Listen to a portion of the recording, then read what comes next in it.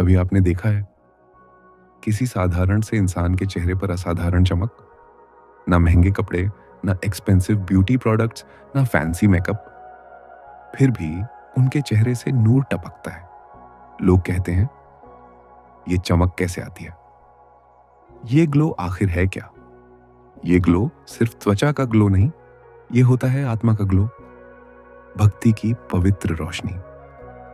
चमक आती है विश्वास से। भक्त का दिल डर से नहीं, विश्वास से भरा होता है। जिस मन में भरोसा होता है वो दिल कभी भारी नहीं होता। और जब मन हल्का हो जाता है तो उसकी शांति चेहरे पर नजर आती है। चिंता चेहरा म्लान करती है, भक्ति चेहरा प्रकाशमान करती है। चमक आती है प्रेम से। भक्ति का दूसरा नाम है प्रेम।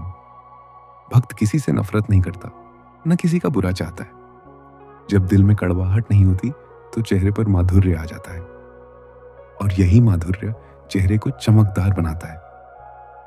चमक आती है सरेंडर से। भक्त कहता है, जो भी होगा अच्छा होगा, क्योंकि सब उसकी इच्छा है।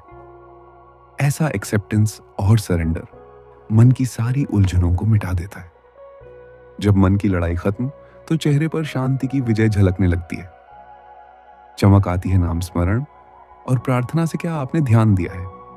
भजन, मंत्र या प्रार्थना करते समय चेहरा खुद ब खुद रोशन हो जाता है, क्योंकि उस समय हमारी एनर्जी फ्रीक्वेंसी बदल जाती है। हम फियर से निकलकर लव में आ जाते हैं। जैसे अंधेरे कमरे में दीपक जलता है, वैसे ही भक्ति आत्मा में प्रकाश भर देती है, और वह प्रकाश आंखों से चेहरे से बाहर बहता है। उसी को नूर कहते हैं। चमक आती है पवित्र विचारों से। विचार ऊर्जा है।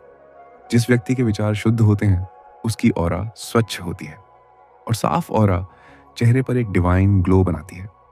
इसलिए कहा गया है, जैसा चिंतन वैसा चित्त, जैसा चित्त वैसा चेहरा।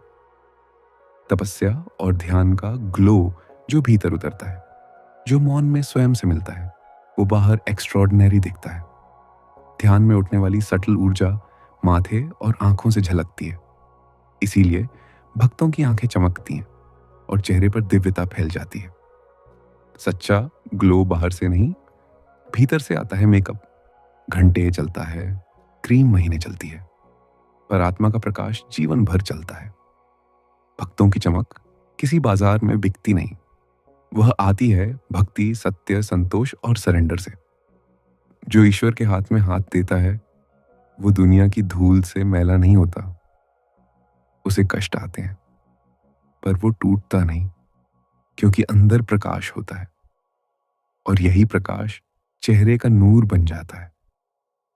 जब हृदय प्रकाशमय हो जाता है तो चेहरा स्वयं सूर्य बन जाता है।